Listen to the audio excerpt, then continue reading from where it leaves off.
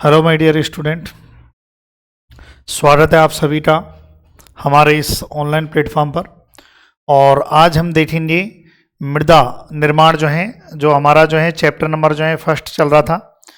कृषि रसायन विज्ञान का अध्याय नंबर फर्स्ट चल रहा था और आज के इस सेशन में हम देखेंगे सॉइल फॉर्मेशन, मृदा निर्माण। देखिए, जो मृदा निर्माण है ये किससे होता है, पहले तो समझें आप कि मृदा का जो निर्माण है वो किससे होता है। चट्टानों के टूटने से। चट्टानें जब टूटती हैं, मैंने आपको बता दिए थे कि चट्टानें भौतिक कारक, जैविक कारक और रासायनिक कारण होते हैं जिनकी वजह से चट्टानें टूटती हैं। क्लियर है यहाँ तक। अब देखिए क्या लिखा है, कैसे लिखा है वो हम पूरा समझेंगे।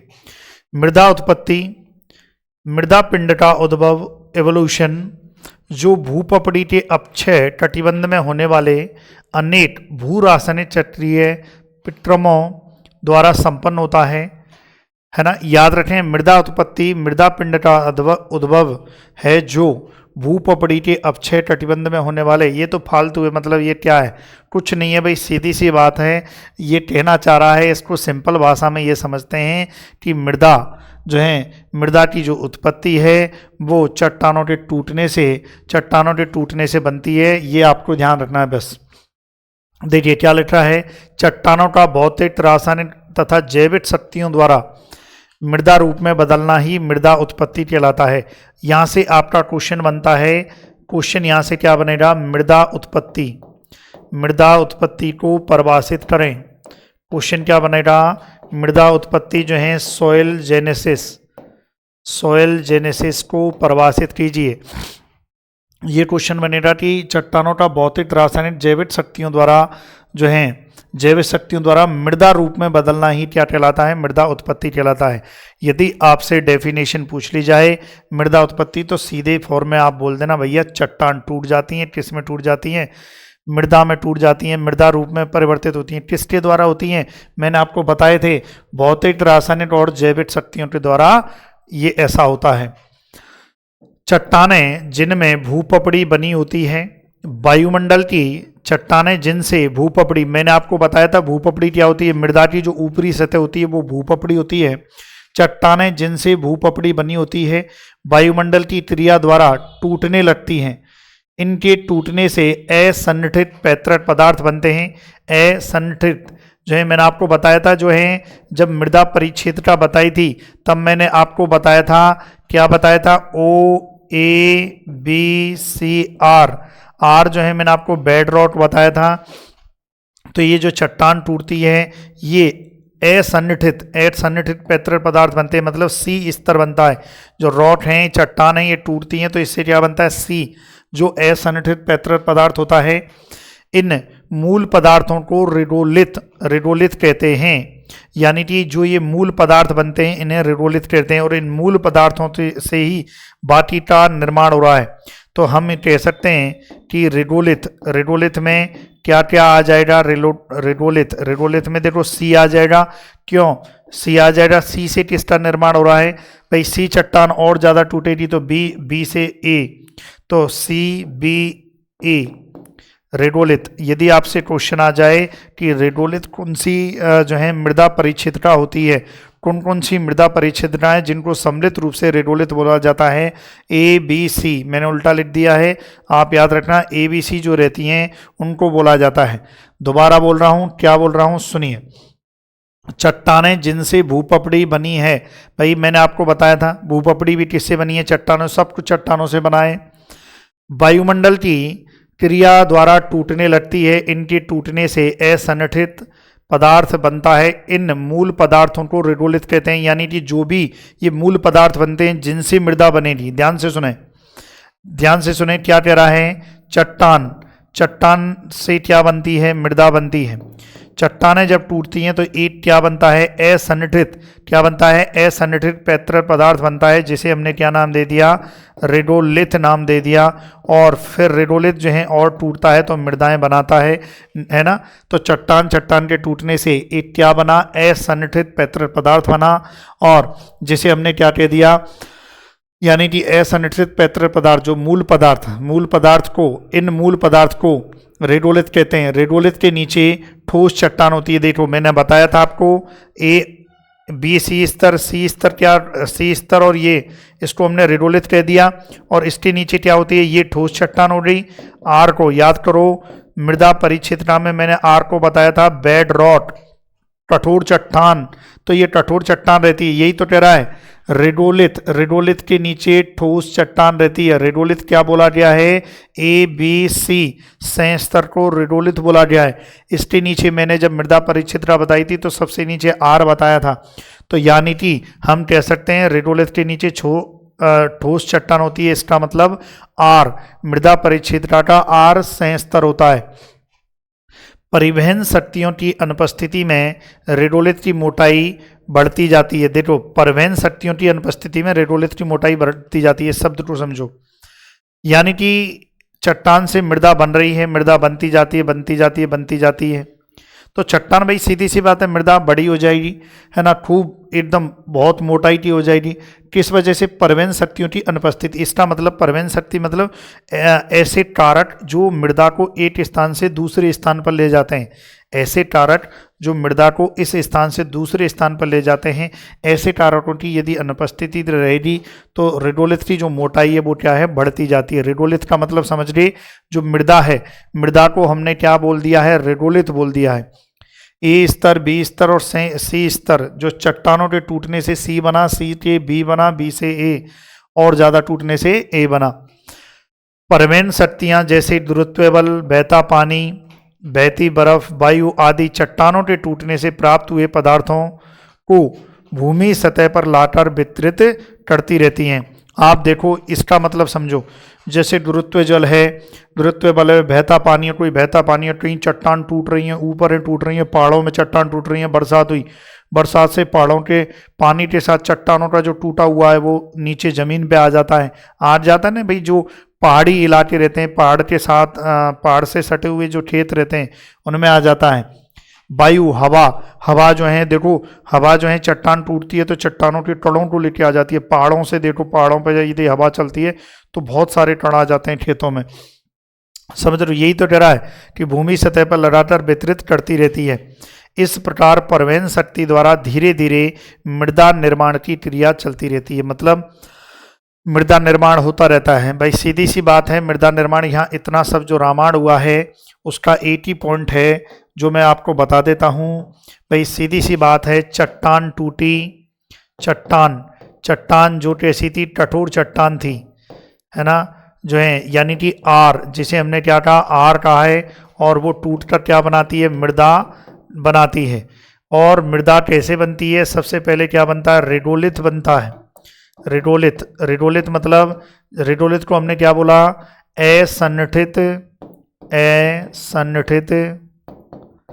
पैतृक पदार्थ, असंगठित पैतृक पदार्थ बनता है। क्या बनता है, असंगठित पैतृक पदार्थ। और इस रेडोलिथ से हम कह सकते हैं मृदा बनती है। यानी कि मृदा, एक तरह से देखा जाए तो रेडोलिथ का बनना ही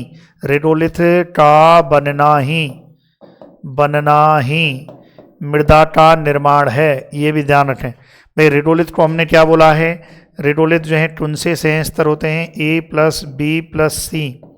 यदि आर चट्टान टूटती है तो सबसे पहले कौन सा संस्तर बनता है, सी बनता है, फिर आगे फर्दर ए बी बनता है, फिर ए बनता है ना। ये मैंने आपको बताया था। तो यही कहना चाह रहा है भाई, सीधी सी बात है। देखिए, परिवहन शक्तियों की अनुपस्थिति में रेडोलिथ की मोटाई बढ़ती है। परिवहन शक्तियाँ जैसे गुरुत्व बल, बहता पानी, बहती बर्फ, वायु आदि चट्टानों के टूटने से प्राप्त हुए पदार्थों को भूमि सतह पर वितरित करती रहती है। इस प्रकार परिवहन शक्ति के द्वारा धीरे धीरे मृदा निर्माण की क्रिया चलती रहती है ना।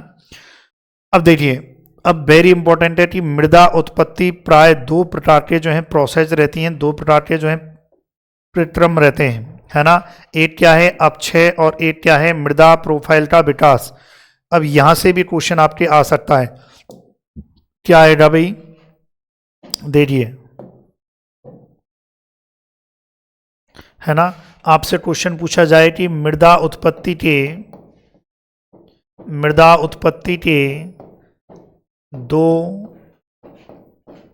प्रक्रम लिखो, है ना। आपसे क्वेश्चन आ जाए कि मृदा उत्पत्ति के 2 प्रक्रम लिखो, तब आपको क्या लिखना है, सीधा सा सबसे पहला तो अपक्षय, यानी कि सबसे पहले देखो क्या लिखा है, 2 प्रक्रम, यानी कि अपक्षय हो रहा है। फिर उसके बाद प्रोफाइल का विकास, है ना। अपक्षय मतलब जो है बेहतरीन, इंग्लिश लिखना चाहो तो लिख दो, नहीं लिखना चाहो तो नहीं भी लिखो, कोई दिक्कत नहीं है। आप यदि इंग्लिश में भी लिख के आते हैं तो भी कोई दिक्कत नहीं है, सही है। दूसरा है मृदा परिच्छेदिका का निर्माण, यही तो कह रहा है, मृदा परिच्छेदिका का निर्माण, यानी कि जो सॉइल प्रोफाइल होती है, यही तो कह रहा है। क्या कह रहा है देखो, दूसरा क्या है, प्रोफाइल का विकास, यानी कि प्रोफाइल डेवलपमेंट। क्या है, प्रोफाइल डेवलपमेंट। ये लो, आपका 8 नंबर पूरा हो गया। यदि वो ये कहता है कि मृदा उत्पत्ति के प्रक्रम लिखो, अब देखो सीधी सी बात है, अब ये कैसे होता है भाई, देखो चट्टान है, चट्टान जब टूटती है, चट्टान का क्या होता है, अपक्षय होता है। क्या होता है, अपक्षय होता है, जिससे सबसे पहले सी संस्तर बनेगा, फिर उसके बाद इस संस्तर से बी और ए संस्तर बनते हैं। यानी कि मैंने आपको बताया था कि इसका फिर ये जो संस्तर है, ये क्या है, मृदा परिच्छेदिका। तो हम ये कह सकते हैं कि मृदा उत्पत्ति के 2 प्रोसेस या 2 क्रम रहते हैं। एक चट्टानें टूटती हैं, पहला तो अपक्षय हो गया, दूसरा हो गया मृदा परिच्छेदिका का निर्माण हो गया। क्लियर है, यहाँ तक कर लेंगे भाई। चलिए फिर उसके बाद जो है अगली लाइन में क्या कह रहा है, इस प्रकार मृदा निर्माण की 2 प्रावस्थाएं होती हैं, है ना। 2 प्रावस्थाएं, 2 स्टेज होती हैं। मृदा निर्माण के 2 क्रम हो रहते हैं, एक तो बेहतरीन होता है और एक प्रोफाइल डेवलपमेंट होता है। ठीक है, देखो प्रक्रम अलग हैं और मृदा निर्माण की 2 प्रावस्थाएं अलग होती हैं। देखो प्रावस्थाएं क्या होती हैं, देखिए अब यहाँ आ जाइए, प्रावस्थाएं। अब यहाँ से भी क्वेश्चन आ सकता है कि मृदा निर्माण की 2 प्रावस्थाएं आप लिखिए, मृदा निर्माण की प्रावस्था लिखिए, है ना। प्रावस्था भी किस प्रकार से जो है ये होता है, तो 2 देखो उसको बस थोड़े से अलग रूप में लिखा है, मूल चट्टानों से कच्चे पदार्थ, रॉ मटेरियल का निर्माण, यानी कि उस तत्व या उस पदार्थ का, जैसे रॉ मटेरियल हो गया तुम्हारे जैसे खनिज हैं वो हो गया, रेडोलिथ हो गया, संगठित जो है पैतृक पदार्थ आप बोल सकते हो। तो उस रॉ मटेरियल का जो निर्माण हो रहा है मूल चट्टानों से, है ना। ये याद रखें भाई, जैसे कपड़ा बनता है। अब मैं कह रहा हूँ कि कपड़ा बन रहा है, कपड़ा कैसे बन रहा है भाई, सीधी सी बात है, कॉटन कपास से बन रहा होगा भाई, इससे ही बन रहा होगा। अब कॉटन कहाँ से आया, इसका रॉ मटेरियल कहाँ से आया, कॉटन की रुई जो है वो कहाँ से आई, खेतों से आई, बुवाई करी। तो वही कह रहा है, मूल चट्टानों से कच्चे पदार्थ का पहले निर्माण हो रहा है, फिर इन कच्चे पदार्थों का मृदा पिंड में रूपांतरण हो रहा है। तो याद रखना है, मृदा निर्माण की 2 प्रावस्थाएं। पहली प्रावस्था क्या कहती है, मूल चट्टानों से कच्चे पदार्थ का निर्माण। दूसरी प्रावस्था कहती है कच्चे पदार्थ का मृदा पिंड में रूपांतरण। ये याद रखना है। अब देखिए, पहली प्रावस्था में 2 चीज हो रही हैं। पहली प्रावस्था में क्या क्या हो रहा है, पहली प्रावस्था में विखंडन हो रहा है। पहली प्रावस्था में क्या हो रहा है, देखो लिखा हुआ है, पहली प्रावस्था में विखंडन और दूसरी मतलब विच्छेदन हो रहा है। और क्या हो रहा है, विच्छेदन हो रहा है। अब मेरी बात सुनिए, विखंडन और विच्छेदन का मतलब ही होता है टूटना, किसी चीज का बिखर जाना, है ना भाई। विखंडन का मतलब होता है कोई बड़ी चीज है उसका छोटे छोटे टुकड़ों में जो है टूट जाना, वो क्या कहलाता है, विखंडन कहलाता है। विच्छेदन जिसे इंग्लिश में कहते हैं डिकम्पोजिशन भी यही होता है कि सूक्ष्म जीवों के द्वारा जो हम कह सकते हैं बड़े जो तत्व रहते हैं, बड़े जो यूनिट रहते हैं, उनको सिंपल रूप में परिवर्तित करना। जैसे ये डिकम्पोजिशन होता है, बड़े बड़े जो तत्व रहते हैं उनको सिंपल रूप में, जैसे कोई तत्व है जिसमें हम कह सकते हैं जैसे कोई खनिज है, कैल्शियम कार्बोनेट है, तो उसको और छोटे रूप में रूपांतरित करना, ये सब विच्छेदन है। क्लियर है, कैल्साइट खनिज को तोड़ना, ये सब डिकम्पोजिशन। आगे हम और दूसरे उसमें भी पढ़ेंगे कि सूक्ष्मजीव भी डिकम्पोजिशन जो है करते हैं, ये याद रखना है, सूक्ष्मजीव डिकम्पोजिशन करते हैं। है ना, बड़े यूनिटों को छोटे यूनिटों में तोड़ते हैं। इसलिए हमने इसको क्या कहा है, विनाशकारी प्रावस्था। तो विनाशकारी प्रावस्था कौन सी हो रही, पहली हो रही, मूल पदार्थों से कच्चे पदार्थों का निर्माण, जिस प्रावस्था में क्या होगा, विखंडन होगा, विच्छेदन होगा। देखो वाह वी, देखो वी और वी, देखो विखंडन विच्छेदन, तो विनाशकारी। आप देखो triple V, triple V, triple V, है ना, ट्रिपल वी हो गया, विखंडन विच्छेदन विनाशकारी हो रही। कैसी हो रही, विखंडन विच्छेदन विनाशकारी, है ना, ये आपको ध्यान रखना है। फिर दूसरी है कच्चे पदार्थों का मृदा पिंड में रूपांतरण। तो देखो जबकि बात की जो प्रावस्था होती है संश्लेषण और एवोल्यूशन वाली होती है, तो यहाँ पर देखो, यहाँ पर कच्चे पदार्थों से क्या हो रहा है, नई चीज बन रही है, नई चीज बन रही है, तो उसको हम क्या कह देते हैं, सिंथेसिस कह देते हैं। एवोल्यूशन, एवोल्यूशन का मतलब है जो कुछ पहली बार बन रहा है, कुछ पहली बार बन रहा है प्रकृति में। प्रकृति में मृदा पहली बार बनती है, चट्टान के किसी भी चट्टान के टूटने से उस चट्टान से, पर्टिकुलर चट्टान से पहली बार बनेगी, तो याद रखना है एवोल्यूशन हो रहा है। तो याद रखना है कच्चे पदार्थ का मृदा पिंड में जो रूपांतरण है, इस प्रावस्था में सिंथेसिस यानी सीटी संश्लेषण हो रहा है, एवोल्यूशन हो रहा है, कि निर्माणकारी क्रियाएं हैं, मतलब इसमें निर्माण हो रहा है। मृदा निर्माण की दोनों प्रावस्थाएं भौतिक, रासायनिक एवं जैविक कारकों द्वारा संपन्न होती हैं। भाई सीधी सी बात है, दोनों प्रावस्था में भौतिक अपक्षय होगा, रासायनिक अपक्षय भी देखने को मिलेगा और जैविक अपक्षय भी। इन अपक्षय प्रक्रमों के फलस्वरूप मृदा की भौतिक संरचना परिवर्तित हो जाती है ना। भाई सीधी सी बात है, ये जो अपक्षय के जो प्रक्रम रहते हैं, इससे मृदा की भौतिक संरचना परिवर्तित हो जाती है। भौतिक संरचना पहले बड़ा आकार था, छोटे आकार में हो जाएगा, पहले कोई दूसरा प्रिज्मेटिक होगा तो छोटे में हो जाएगा, पीएच जो है ये सब चेंज हो जाएगी, संरचना, उसका जो टेक्सचर जो रहता है, टेक्सचर जो गठन रहता है वो चेंज हो जाएगा। ये सब क्या आते हैं, भौतिक संरचना में आते हैं। मृदा संहति में संपन्न परतों हॉरिजॉन लेयर का विकास होता है, इसे मृदा प्रोफाइल कहते हैं। भाई देखो ये सब कुछ होगा जब मृदा पिंड में रूपांतरण होगा, ये सब जब चट्टानों पर भौतिक रासायनिक क्रियाएं होंगी तो भाई अपक्षय होगा, और अपक्षय से क्या बनेगा मैंने बता दिया है, हॉरिजॉन बनेंगे, संस्तर बनेंगे, और इसे हम क्या कहते हैं, जो संस्तर बनते हैं उसे क्या कहते हैं, मृदा प्रोफाइल। तो इसलिए वेरी वेरी इंपॉर्टेंट हम कह सकते हैं मृदा प्रोफाइल का विकास ही मृदा उत्पत्ति है। ये वेरी इंपॉर्टेंट है ना, याद रखना है, मृदा प्रोफाइल का विकास ही क्या होता है, मृदा उत्पत्ति होता है। क्लियर है, ये अच्छे से आप पढ़ें इसको। चलिए भाई अच्छे से क्लास को पढ़िए, फिर आगे बढ़ेंगे। देखो एक पॉइंट को आपके लिखने के पॉइंट ऑफ व्यू से समझा रहा हूँ ताकि आप लिख पाओ, अच्छे से लिख पाओ, अच्छे से लिखेंगे तब अच्छे से भाई नंबर आएंगे, अच्छे अच्छे नंबर आएंगे, सही है कि नहीं है। तो अच्छे से लिखना सीखो। अब देखिए आगे क्या है, अब मृदा निर्माणकारी प्रक्रियाएं। मृदा निर्माणकारी प्रक्रियाएं दो प्रकार की होती हैं, एक तो प्राथमिक होती है और एक विशिष्ट होती है। इन्हें पेडोजेनिक प्रक्रियाएं कहते हैं। तो आपसे यहाँ से क्वेश्चन जरूर एक बन सकता है, ऑब्जेक्टिव में बन सकता है कि जो मृदा निर्माणकारी जो क्रियाएं होती हैं उन्हें किस प्रकार के जो हम मतलब उन्हें हम क्या कहते हैं। तो याद रखना है पेडोजोनेट। भाई पेडोजोनेट यहाँ से बना है पेडोजोनेट, पेडोजेनेट, पेडोजेनेट, पेडोन, पेडोन मतलब होता है मृदा, पेडोलॉजी, ठीक है। मृदा निर्माण की प्राथमिक प्रक्रियाओं से मृदा में विशेष प्रकार के संस्तर बनते हैं, जबकि गौड़ प्रक्रियाओं से विशेष प्रकार की मृदा प्रोफाइल का विकास होता है। इसको समझो, यानी कि देखो प्राथमिक जो क्रियाएं होती हैं, प्राथमिक जो प्रोसेस होती हैं, यानी कि जो चट्टान है, चट्टान के टूटने से क्या बनी, जो है मृदा परिच्छेद का, यानी कि मृदा प्रोफाइल बनती है। क्या बनती है, प्रोफाइल बनती है। तो ये एक प्रोसेस है कि भाई इस चट्टान के टूटने से मृदा प्रोफाइल बनेगी।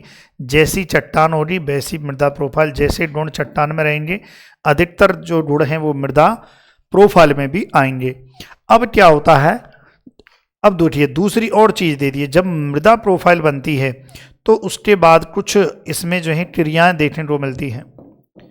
याद रखें, मृदा प्रोफाइल बनती है तब कुछ क्रियाएं देखने को मिलती हैं। आपने देखा होगा कहीं पर काली मिट्टी होती है मृदा प्रोफाइल, कहीं पर जो है लाल होती है, कहीं पर जो है हम कह सकते हैं ऐसी होती है राख जैसी मिट्टी होती है, राठ जैसी। तो भाई हमने क्या कहा कि मृदा प्रोफाइल तो बनी, लेकिन ये अवस्था कहाँ से आई? कहीं पर मिट्टी कहीं कैसी है, कहीं पर कैसी है, कहीं पर कैसी है। तो उस मिट्टी का कारण होता है ये दूसरी जो गौड़ सेकेंडरी है ना, जो है सेकेंडरी जो प्रोसेस होती हैं, यह कारण होता है ना। गौड़ प्रक्रियाओं से विशेष प्रकार की मृदा परिच्छेदता का विकास होता है ना। हम देखेंगे मृदा काली मृदा जो है, लाल मृदा, राठ जैसी मृदा, इन सब का जो है क्यों? क्योंकि जो मृदा प्रोफाइल बनती है, मृदा परिच्छेदता बनती है, वो तो हर जगह बनेगी, लेकिन अंदर भी कुछ ना कुछ हो रहा होता है, कहीं बरसात ज़्यादा हो जाती है ना। तो ऐसे कई प्रोसेस जो है देखने को मिलती हैं। तो मृदा निर्माणकारी प्रक्रियाओं में निम्न उल्लेखनीय। अब हम वही पढ़ेंगे कि भाई इस मृदा प्रोफाइल, जब मृदा प्रोफाइल बनती है तब कुछ क्या क्या क्रियाएं इसमें देखने को मिलती हैं, वो हम पढ़ेंगे। उसकी वजह से डिफरेंट जो है सॉइल देखने को मिलती है। चलिए भाई, तो याद रखना है मृदा निर्माणकारी प्रक्रियाओं में इन्हें पेडोजेनिक भी कहते हैं। चलिए भाई, अब हम देखते हैं इसमें सबसे पहला है ह्यूमिफिकेशन। देखिए समझिए बात को, इसको ह्यूमिफिकेशन। चलिए भाई, परफेक्ट आपको दिख रहा है? देखिए मैंने लिख के इसलिए दिया है ताकि आप परफेक्टली, क्योंकि देखो 12th की जो पुस्तक है इसमें लिखने में जो है वक्त लगता है, समय, और समय हमें लगाना नहीं है, इसलिए मैं आपके लिए ये डायरेक्ट जो है लिख के लाया हूँ भाई, ह्यूमिफिकेशन। चलिए भाई, ह्यूमिफिकेशन को देखते हैं। सबसे पहला ह्यूमिफिकेशन। देखिए ह्यूमिफिकेशन को देख लेते हैं। ह्यूमिफिकेशन क्या होता है मैं वैसे बता देता हूँ। ह्यूमिफिकेशन में जैसे कोई भी पेड़ पौधे हैं, कोई भी जीव जंतु हैं, पेड़ पौधे, इसके अवशेष जो हैं नीचे गिर जाते हैं, कोई जीव जंतु मर जाते हैं, तो मरने के बाद क्या होता है, जो सूक्ष्म जीव होते हैं, कौन होते हैं? सूक्ष्म जीव क्या करते हैं, इस पड़े हुए जो सामग्री रहती है, जो अवशेष होते हैं, फसलों के हो, जंतुओं के हो, इस पर क्रिया करते हैं और फिर एक क्या बनाते हैं, एक कार्बोनेट स्तर बनाते हैं, या एक हम जैसे कार्बोनेट पदार्थ बनाते हैं, इन कार्बोनेट पदार्थों को हम क्या कहते हैं? ह्यूमस कहते हैं। और इस ह्यूमस का बनना ही क्या कहलाता है? ह्यूमिफिकेशन कहलाता है। तो ये प्रोसेस जो है चलती है। और ह्यूमिफिकेशन, इस ह्यूमिफिकेशन से मैंने आपको याद करो, मृदा परिच्छेदता में मैंने आपको ये संस्तर बताए थे बी, सी और आर।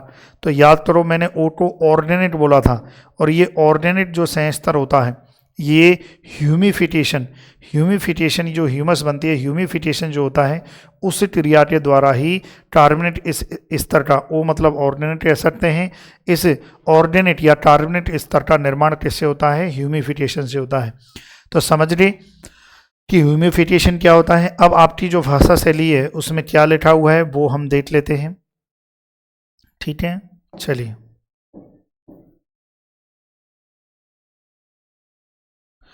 हाँ, मृदा कार्बोनेट पदार्थ का स्रोत इसकी ऊपरी सतह पर एकत्रित पत्तियां तथा पौधों के अन्य भाग एवं मृतक जंतु हैं।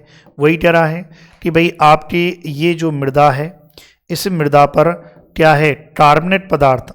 इस मृदा पर क्या कह रहा है भाई कि इस मृदा पर कार्बोनेट पदार्थ का स्रोत, कार्बोनेट पदार्थ का स्रोत क्या है?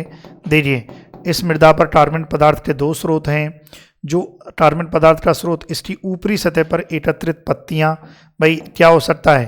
पेड़ पौधों के अवशेष हो सकते हैं, हो सकते हैं, है ना, गिरी हुई पत्तियां, टहनियां, ये सब हो सकता है। और क्या हो सकता है? मृतक जंतु हो सकते हैं, तो आप देखिए मृदा में जो है कार्बोनेट पदार्थ के, मृदा कार्बोनेट पदार्थ का जो स्रोत है वो क्या है, या आप देख सकते हैं।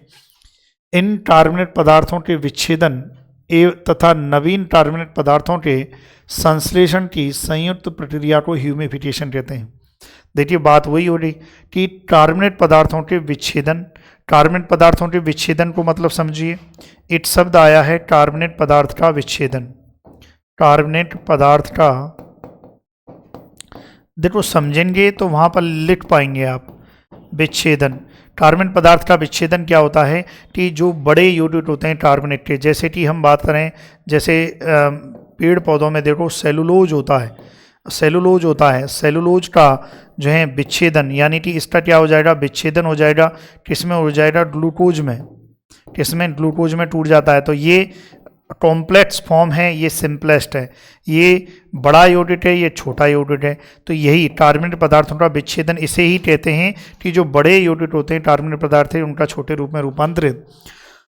तो टर्मिनेट पदार्थों का विच्छेदन तथा नवीन टर्मिनेट पदार्थों के संश्लेषण यही हो रहा है। इस टर्मिनेट पदार्थ का क्या हुआ, विच्छेदन हुआ। इस टर्मिनेट पदार्थ का क्या हुआ, संश्लेषण हुआ। इस टर्मिनेट पदार्थ, ये भी टर्मिनेट पदार्थ है, इसका क्या हुआ, विच्छेदन हुआ, ये टूटा, और इसका क्या हुआ, संश्लेषण हुआ। तो यही कह रहा है इन टर्मिनेट पदार्थों के विच्छेदन तथा नवीन टर्मिनेट पदार्थों के संश्लेषण की संयुक्त प्रक्रिया को ह्यूमिफिकेशन कहते हैं। अब डेफिनेशन आ जाए तब आप कर लोगे ह्यूमिफिकेशन किसे कहते हैं। चलिए भाई कर लोगे ना ह्यूमिफिकेशन। चलिए भाई, थोड़ा सा डिस्टरबेंस हो गया था, फ़ोन आ गया था। ठीक है भाई, ह्यूमिफिकेशन कर लोगे आप। यदि क्वेश्चन आ जाए कि ह्यूमिफिकेशन किसे कहते हैं, यह प्रक्रिया मृदा की सतह पर ह्यूमस परत, जिसे, अब देखिए आ गई ना वही बात जो मैंने अभी आपको बताया था, यह प्रक्रिया मृदा की सतह पर ह्यूमस परत जिसे ओ संस्तर कहते हैं बनाने में सहायक होती है। यानी कि जो ओ संस्तर होता है, जो टर्मिनेट संस्तर होता है, वो किससे बनता है, ह्यूमिफिकेशन से बनता है। अब देखिए आगे देखिए, नम उष्ण प्रदेश में सूक्ष्म जीवों की अत्यधिक सक्रियता के कारण टर्मिनेट पदार्थों का विच्छेदन शीघ्र होता है। यानी कि देखिए नम उष्ण क्षेत्र, इसको समझें, यानी कि जहाँ पर जो है नमी है, सुनिए, जहाँ पर जो है नमी है, जहाँ पर अधिक नमी है और तापमान भी अधिक है, यदि तापमान भी, उष्ण का मतलब होता है गर्म, उष्ण का मतलब क्या होता है, एक तरह से हम कह सकते हैं हॉट एंड वार्म क्लाइमेट, गर्म और शुष्क, गर्म और आर्द्र क्लाइमेट, नमी और तापमान, ये इसकी वैरायटी नम उष्ण प्रदेश में, यानी कि ऐसे प्रदेश में जहाँ पर नमी ज़्यादा है, तापमान ज़्यादा है। क्योंकि अधिक तापमान होगा तो सूक्ष्म जीव की जो क्रियाशीलता है वो भी अच्छी होती है। देखिए ध्यान रखें, तापमान, अच्छा खासा तापमान रहता है तो सूक्ष्म जीव की क्रियाशीलता भी अच्छी रहती है। तो नम उष्ण प्रदेश में सूक्ष्म जीवों की अत्यधिक सक्रियता के कारण टर्मिनेट पदार्थ का विच्छेदन शीघ्र होता है और ह्यूमस एकत्रित नहीं होती है।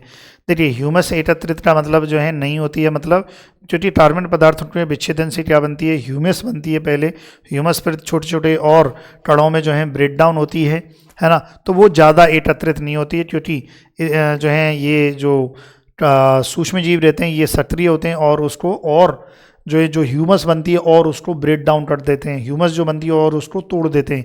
चैप्टर नंबर 2 में ह्यूमस के बारे में मैं बताऊंगा। जब पानी इस संस्तर से होकर गुजरता है तो उसमें उपस्थित कुछ टर्मिनेट अम्लों को बिलेटर नीचे सतहों में ले जाता है, क्या कह रहा है, और ए और बी संस्तर के विकास को प्रभावित करता है। अब देखिए क्या कह रहा है, अब यदि ह्यूमिफिकेशन ऐसा हो गया, ये प्रोसेस हो रही, अब जब पानी इस संस्तर से गुजरता है तो उसमें उपस्थित कुछ टर्मिनेट अम्लों को बिलेटर नीचे के संस्तर में ले जाता है, ए और बी संस्तरों के विकास को प्रभावित करता है। यानी कि जो ऊपरी संस्तर होता है, जैसे हमने टर्मिनेट संस्तर का है, अब सोचो टर्मिनेट ह्यूमिफिकेशन है, बरसात तो होती है, अब बरसात हो रही तो जो टर्मिनेट संस्तर पर जो भी कुछ बना है, अम्ल बने हैं, टर्मिनेट ह्यूमिक अम्ल बनता है। जब ह्यूमस बनती है तो उसमें ह्यूमिक अम्ल होता है, फल्विक अम्ल होता है, ह्यूमिन होता है, ये सब जो टर्मिनेट अम्ल होते हैं ये पानी के साथ क्या करते हैं, नीचे चले जाते हैं। और आपको मैंने बताया था कि ओ से नीचे क्या होता है, ए से नीचे होता है बी से सी। तो ये जो ए और बी, ये जो संस्तर होते हैं ये क्या होते हैं, प्रभावित होते हैं, इनका डेवलपमेंट प्रभावित होता है। तो यही क्या प्रोसेस है, पूरी की पूरी ह्यूमिफिकेशन है। सिंपलेस्ट फॉर्म में बोलें, ह्यूमिफिकेशन टर्मिनेट पदार्थों का निर्माण है। किससे निर्माण हो रहा है, तो याद रखना है आपको, उसके मैंने स्रोत बता दिए, जीव जंतु जो पड़ जाते हैं इनकी वजह से हो रहा है। क्लियर है, उम्मीद है आपको ये क्लास जो है पसंद आ रही होगी, अच्छी लग रही होगी। तो सभी से निवेदन है क्लास को आप शेयर करें, सब्सक्राइब करें। चलिए, और हमारी application agri power Jaipur coaching app को डाउनलोड करें। चलिए बाकी का और जो है अगली क्लास में देखेंगे। आज के लिए इतना ही। Thank you so much for watching video. Thank you so much.